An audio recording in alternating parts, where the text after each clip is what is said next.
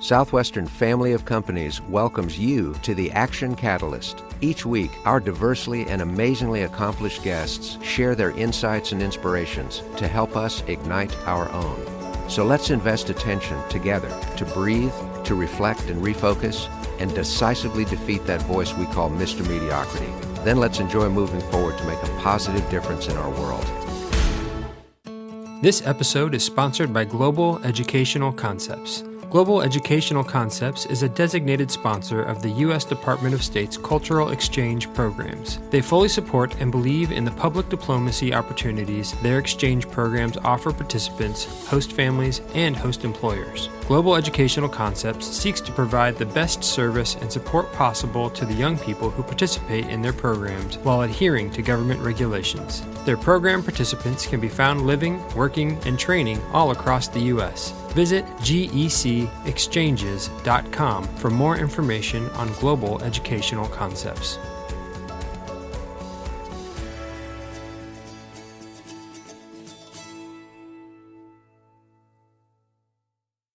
Hello, listeners. This is Zach Troutman, producer for The Action Catalyst. And as the conflict in Ukraine continues, it's all hands on deck here at Southwestern Family of Companies, parent company of The Action Catalyst. Host Dan Moore is abroad, helping distribute humanitarian relief and aid, and Dustin Hillis, CEO of Southwestern Family of Companies, is coordinating corporate donation efforts and response.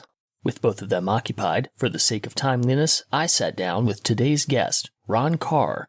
Ron has worked with leaders on 6 continents to help eliminate risk and achieve better results with the velocity mindset.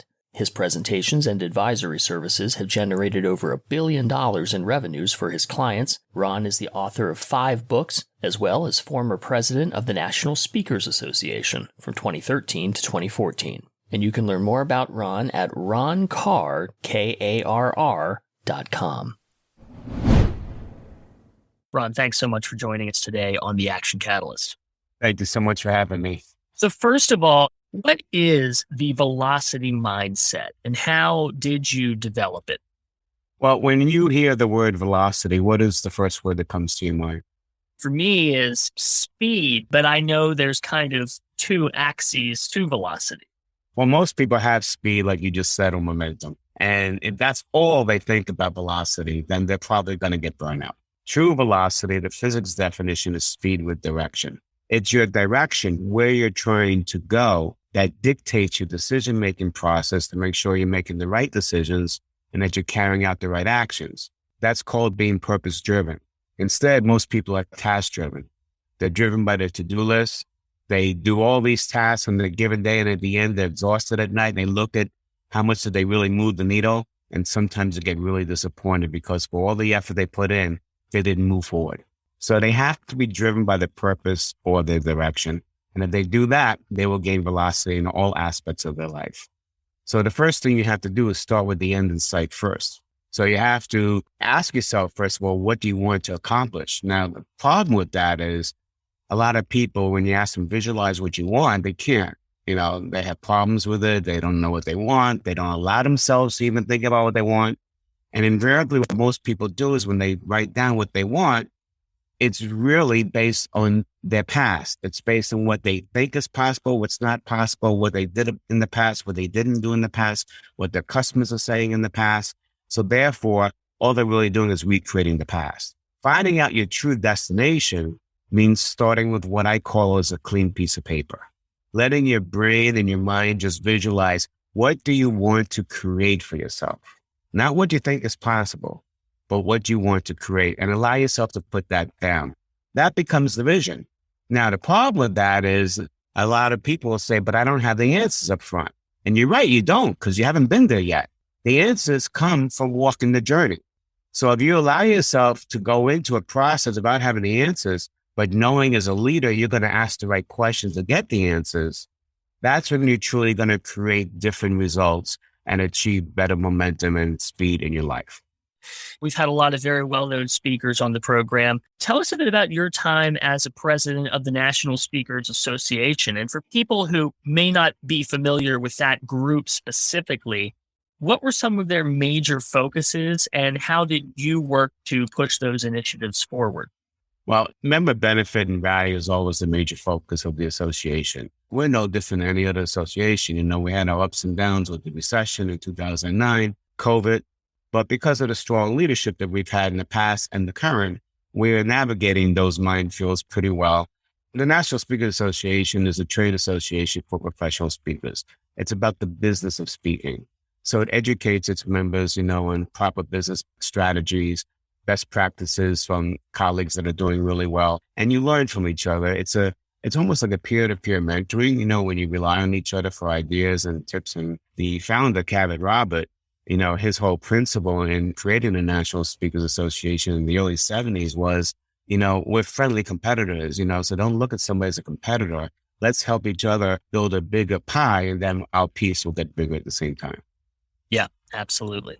A lot of our conversation today is going to talk about the conflict that's going on in Ukraine. And in particular, the sort of conversation this opens up around leadership and around Ukrainian President Zelenskyy. You say that he's mirroring what exactly a world-class leader should be doing to lead a cause or create a new brand. He's doing this by employing 3 really specific strategies. And these are strategies that companies or individuals can employ as well. The first strategy that you focus on is being a transparent leader. The one thing that you need from people that you're asking to follow you, especially in difficult times, is trust. Why should they trust you if you're not willing to show everything that's happening? If you look at the other side in Russia, they've clamped down on transparency. They've clamped down on the media. So now, all you're doing is you're watching, their propaganda. But if all of a sudden a report comes in and gives you a different view, all of a sudden you're asking yourself, why are they not showing that? What's going on here? What are they holding back from me? And just any little interruption in trust, any little tear in that fabric will automatically stop people from following you to some degree. And if it keeps building and building, they're obviously just going to go opposite of what you want to accomplish. So transparency is all about trust, but it's also about something else. It's about the emotions.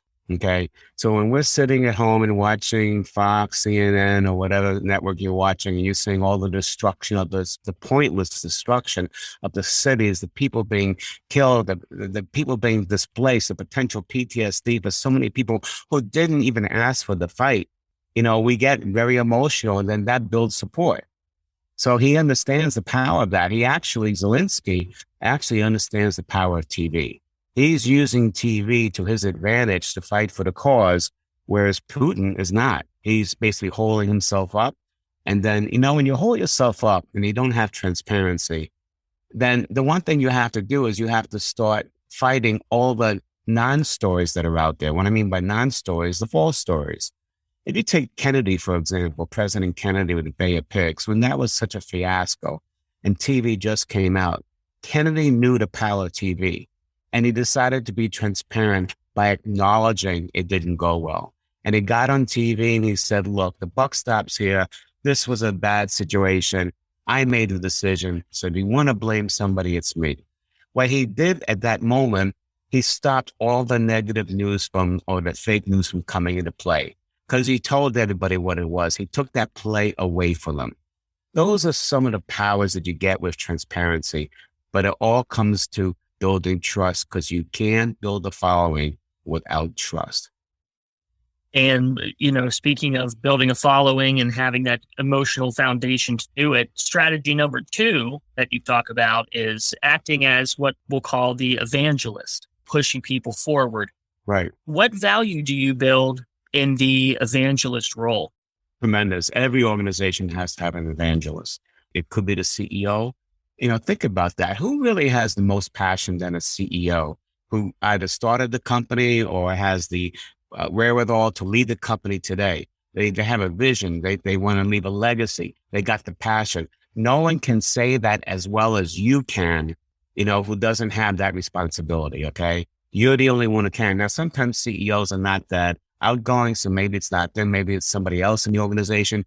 But you need the evangelist, someone to be the face of the organization who spreads the dream. We learned this from Guy Kawasaki, who was one of the first employees of Apple Computer. Jobs and Wozniak were building the computer in the garage. You can have the computer, but you need something else to make it run. You need software. Well, Kawasaki's job was to go to software companies at that time like Lotus and be the evangelist. Product wasn't developed yet. It wasn't out. So he had to sell the dream. And he's sitting there saying, look, here's what's going to happen. This is why everybody's going to want this computer. Get into the ground floor, offering the opportunity, write the software for us. His job was to convince Lotus to invest that money without seeing a product that they can feel and without having statistics that it's actually going to work. That's what the evangelist does. They get people into the dream. That's what Zelenskyy is doing right now. He's doing it by all the Zoom presentations that he's making to the various governments around the world to solicit their support. He had a standing ovation with the UK Parliament, the US Congress. He just spoke to the Israeli Knesset, all in the hopes because he knows that no one can be as passionate and clear about the realities and what the help that is required. No one can do as good a job as he because he's there, he's living it, he feels the pain, and he's the one that is putting his life on the line. No one can say it as well or as impassioned as he can. And he's become the evangelist. And that's why also he declined to be relocated by the Americans. He could have easily gone to safety, but he knew one thing. If the leader leaves, why should everybody else stay and fight and die? It's important to note, too, that in the business world, you have to evangelize to two separate audiences, internally and externally. Anytime we talk to sales audiences, we all say you have two customers. You got the internal, the people that have to support you and the promises you make to your customers. And then the customers, how do we support the customers so we exceed their expectations? So the customers for Zelenskyy are the other governments that he's trying to sell on to provide the support that they need to hold up against the Russians.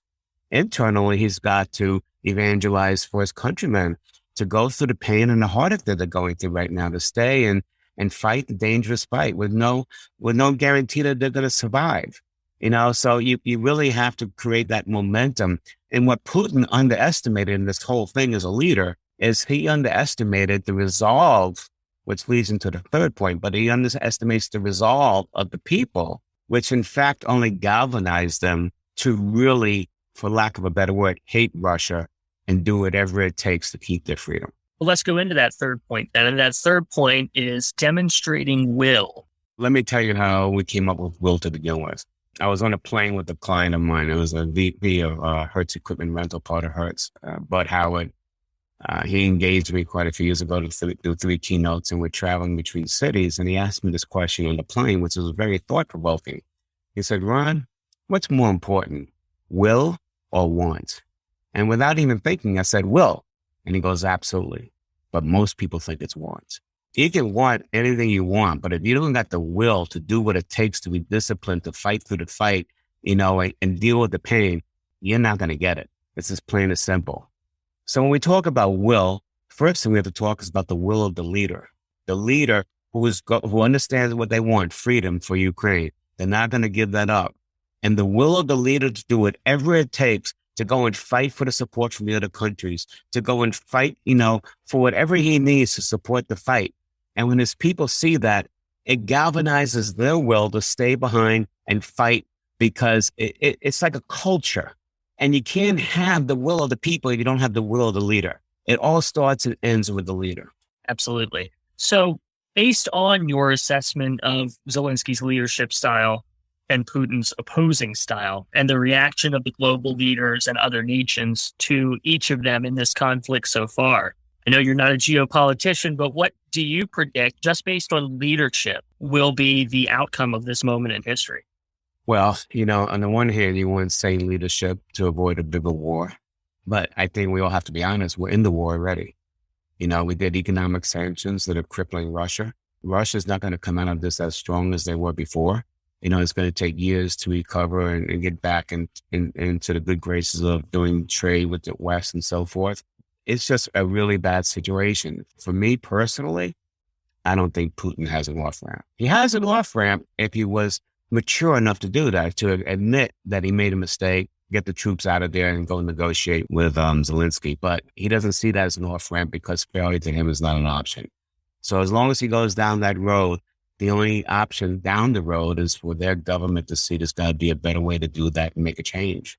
I mean, I don't know how else you do that unless somebody else can get to Putin and say, hey, you need to talk and negotiate a deal. But until that happens, and you got the other side, Ukrainians who are going to fight to the death because it's their land and they're not going to stand for somebody to come in and take away the sovereignty, where else can you maneuver? That's the way I see it.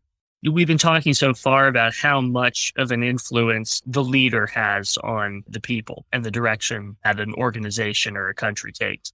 There's no doubt, and we've been seeing a lot of it in the news lately, that despite Putin's leadership, a lot of the Russian public is not behind him on this particular issue. How does a group, either a group within a country or within a business, react or help steer themselves in a particular direction when they do not have faith in the leader? Well, there's a couple of things going on, but it all comes down to the will of the people again, okay? Mm-hmm. I remember in the when the Iron Curtain came down, we were surprised, the Americans, at two things. We thought Russia had all this great armament and this well-stocked army and all that. We were surprised at what they were lacking, even to the same degrees to what we are today. That's number one.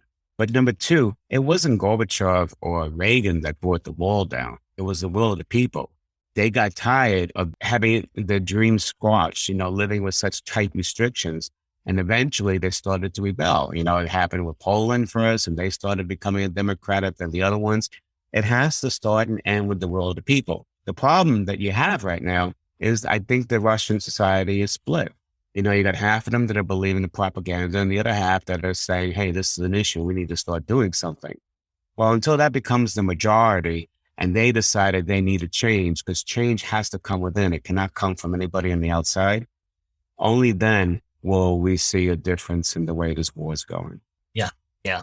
That's very insightful into the current Ukraine conflict and what's going on there, some of the thoughts behind it. I want to talk a little bit more about just your career in general now. Sure.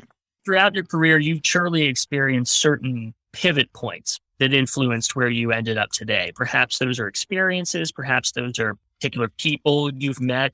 Could you share just maybe one or two of the pivots, the changes that you felt were most significant for you? Well, number one, I would not be sitting here being interviewed with you if I did not experience a tragedy in my family that we had in the late 80s.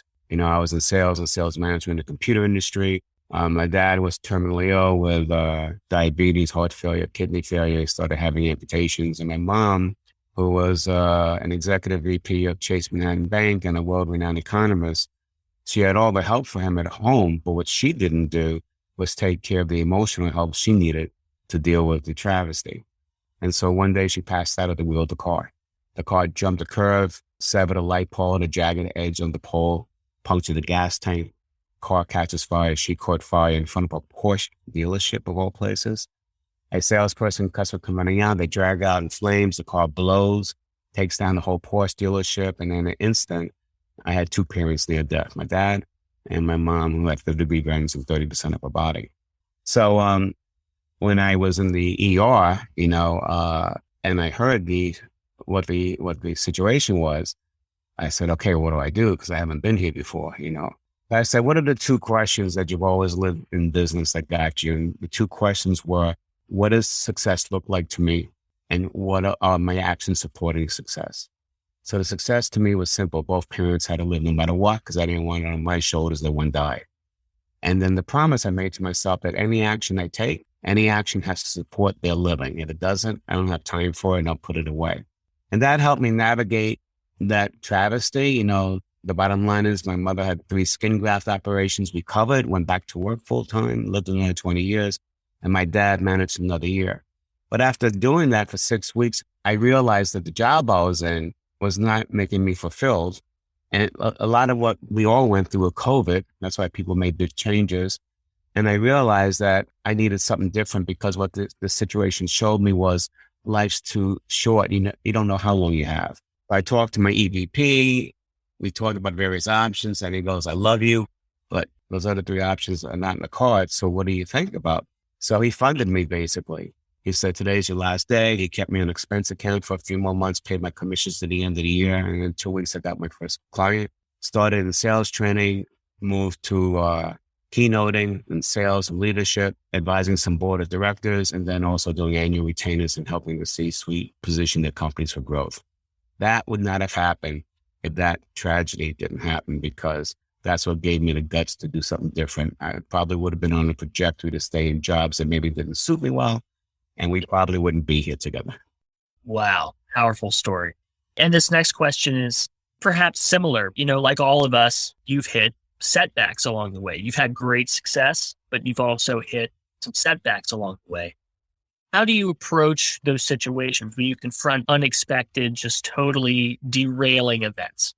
So number one, we talk about in the Velocity Mindset book about the stories that we create. So something happens or someone tells us something, we immediately create a story as to what we think it means. And stories are fueled by emotion. So if it's good emotion, great, keep using it if it pushes you forward. But if it's bad emotion, then you have to address it. So there was this multinational corporation. I was already a hero in that company because I helped 2 divisions come up with deals that they never thought. They were game changers in the industry. So this other division decided to bring me in to their own meeting, and they wanted me to come in and teach their people how to sell a price increase. I didn't do my due diligence properly. I was only in the business maybe about 5 years. I'm doing this 2-day program, and I do a lot of role play, but I was doing it the wrong way. I would critique people. What I didn't realize going into that meeting, those were very senior salespeople that felt that they were being done a disservice by the company. They were the only profitable division in the whole corporation. Yet they got this Yahoo coming in to teach them how to sell a price increase. And then on top of that, I had the audacity to critique them. Well, that was going so bad that I got evaluations. Now, look, I'm from New York originally, and this was in Philly. There were comments on that evaluation falling curse words that I didn't even understand what they meant. Felt a little personal. Felt like it wasn't just about the presentation. Oh, my God. Well, of course, I sell them, so they're going to sell me. So I'm in the car and I go, oh, I'm in the wrong career. I just got to quit this job. And I realized, wait a minute, you're sinking really fast. You got to call somebody. And I actually called Bud Howard, the VP from Hertz, because we became lifelong friends and I knew I could trust him. And I shared with him what happened. And he asked me this one question: what did you learn from it? I go, but what do you mean what did I learn from it? I got my tail between my legs. And he goes, well, think about it. Maybe it'll come to you in 2 weeks, but call me then. And when I thought about it, and so the first thing you have to do is you have to let that emotion go away because you can't think clearly. So do whatever you can to clear your mind. And when I did, I realized, look, you had all the right intentions. You wanted to help them, but the way you went around it and the environment, it wasn't the right environment. But what can you do to change it? Do role play, but how can you make it non-threatening? Well, because of that incident, I developed a role play where I actually do it on stage in keynotes in front of thousands of people. I'll bring 2 people up, whether it's leadership or sales. We'll create a scenario. They create it. I'll have one person who's playing the influencer say something for about a minute. I'll take them back. I'll tell the influencer, hey, just, try this question, see what happens. And we process with the audience, what's the difference? That's now the essence of the role play. It's not about critiquing somebody doing something wrong. It's about helping them to do it a little bit differently and for everybody to see the results. So the 2 people on stage, become the heroes now. They're actually how that transformation is being made, and people can see it actually happening, so they're more inclined to go use it after the talk. I wouldn't have had that developed if I didn't go through that personal disaster, that role play with that one client that didn't work out well. That's a great tool. That's really informative. So, many of our listeners right now are having great success, but some of them are going through really difficult times, as a lot of the country has gone through difficult times lately. What would you share with those listeners in particular to offer encouragement? Be grounded in what you want to create for yourself. You got to be passionate about it, that you're going to do whatever it takes. And you're so interested in it and passionate about it, that's what keeps you going. That's what's pushing you forward against all odds. That's what Zelenskyy is doing to keep the freedom going. And that's what's pushing them against all odds. And if they can do that, I think we can get through the things that are stopping us. Yeah. One thing that is tough for a lot of people to get through, especially individuals who have had great success, is becoming complacent. How do you keep yourself growing, keep yourself motivated going forward? Well, when you get complacent, when you ran out of goals that give you juice, what's really necessary is for you to reevaluate your life, and what's really important to you is you want to get done before it's too late, and make sure that you're creating your destiny around that. When we lose juice, we lost the passion. That's all it is. Doesn't mean you don't have it inside of you, because you had it inside of you to get to where you are today. The question is now your life may be changing a little bit as you get older. We heard a gerontologist at NSA, a well-known, talk about, and this is about 15 years ago, and he talked about that when we were younger, my generation, the baby boomers, our parents would live to 65, they'd retire, and then, maybe live a couple more years and then move on. He said now, people are achieving their success by age 50. This is 15 years ago. And so now there's a new phase of life that everybody's going into, the area of significance. And as you get older, you need to feel like you're doing something of significance. You're making a difference. So I think that one of the things that complacency is about is when you lose your significance.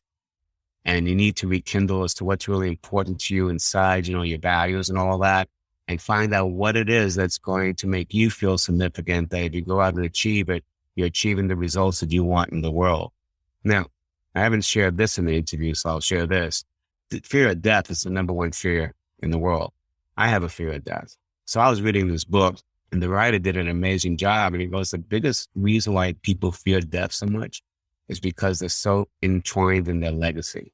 We want to leave such a big legacy that everybody's going to remember us for the years to come, infinity. Who can do that? Basically said, look, you pass on, your kids will remember you 20 years later, your grandkids maybe 40 years later, but who's going to remember most of us, 80 years from now? But he goes, if you really want to be significant, don't worry about people remembering you. Create ripples in the world. Meaning I say something to you, it makes an impact on you. You now use it in your behavior, spreading that impact to others. No one really knows it came from you. No one cares. But the fact is you're creating ripples that is going to improve society as we go on. So I guess one of the best ways is what ripples means something to you and will mean something to the society. Don't worry about your legacy. Create the improvements. We do that together collectively. The world can't be stopped. I love that idea that your trajectory in anybody's career and in their life sort of breaks down into the three distinct periods of, I guess you can start with struggle, success, and significance. Except we always struggle at every phase. That's a great point. Ron, this has been a real pleasure. Thank you so much for making some time for us today. How can people find out more about you? If they go to velocitymindset.com, that's velocitymindset.com, they can get a copy of the book. They can also give us just their email because I release videos every Friday so they can stay in the conversation of Velocity Mindset so they can keep moving their lives forward. Thank you so much, Ron. Thank you so much. If you enjoy this podcast, please make sure to subscribe. To stay updated on everything that the Action Catalyst is up to, make sure to follow us on Facebook and Instagram at Action Catalyst Podcast and Twitter at Catalyst_Action. Thanks for listening.